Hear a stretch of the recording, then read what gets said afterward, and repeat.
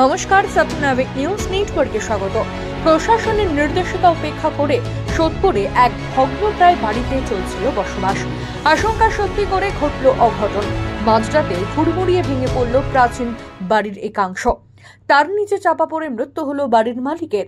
ঘটনাকে কেন্দ্র করে চাঞ্চল্য ছড়ালো পানিহাটি পৌরসভার ৩ নম্বর ওয়ার্ডের MN চ্যাটার্জি রোড এলাকায়। স্থানীয় সূত্রে খবর, বাড়িটির ভগ্ন দশা দেখে এখানে বসবাস না করার জন্য বারংবার অনুরোধ করা হচ্ছিল বাড়ির মালিককে। এমনকি কাউন্সিলর বলা সত্ত্বেও তা কর্ণপাত করা হয়নি বলে অভিযোগ উঠছে। গতকাল মাঝরাতে আচমকা হুড়মুড়িয়ে ভেঙে পড়ার শব্দে ঘুম ভাঙে পাড়া প্রতিবেশীদের। বাইরে বেরিয়ে আসতেই নজরে আসে বাড়ির একাংশ ভেঙে পড়েছে। আরে আমরা তখন ঘুমোচ্ছিলাম, হুড়মুড় করে আওয়াজ হলো, তাড়াতাড়ি করে বাইরে বেরিয়ে এসে দেখি এই পোর্শনটা পুরো ভেঙে পড়েছে। তখনও জানি না যে আমাদের দেওয়ার চাপা পড়ে আছে।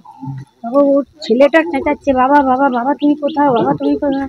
5 জনের বাড়ি তো রাজি হচ্ছে না কেউ ইয়ে করতে, কমিটি করতে। একজন রাজি হয় তার একজন হয় না। বাড়ির ইট পাথরের নিচে চাপা পড়ে যান বাড়ির মালিক দেবকুমার শ্রীমানি।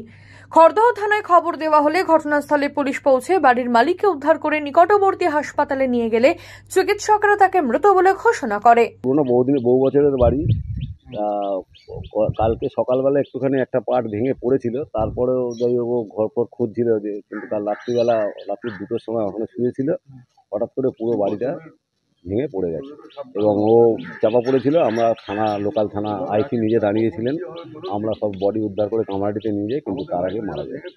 এখন কামারহাটি দেবকুমার শ্রীমানি, 58-59 বছর বয়স।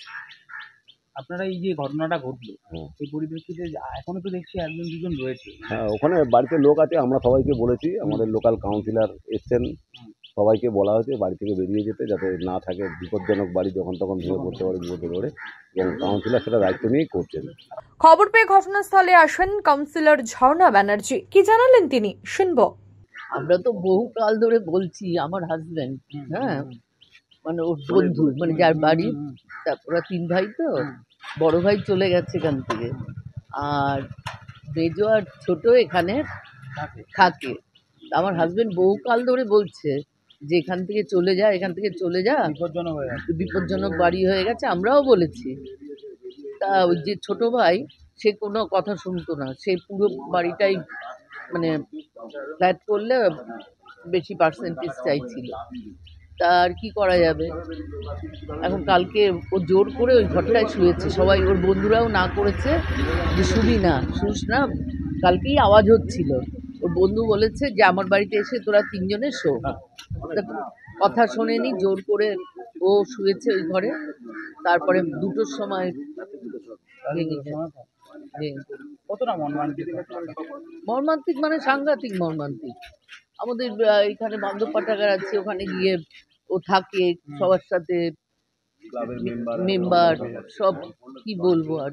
ঘটনাকে কেন্দ্র করে চাঞ্চল্য ছড়িয়েছে এলাকায়। বাড়ির বাকি বাসিন্দাদের অবিলম্বে অন্যত্র সরে যাওয়ার নির্দেশ দেওয়া হয়েছে প্রশাসনের পক্ষ থেকে। রাজা দে, সত্যনাবিক নিউজ, সোদপুর। সমস্ত খবরের আপডেট পেতে লাইক করে সাবস্ক্রাইব করুন সত্যনাবিক নিউজ। সেই সঙ্গে বেল বাটন প্রেস করতে ভুলবেন না। আপনাদের একটা সাবস্ক্রিপশন আমাদের জন্য অত্যন্ত মূল্যবান।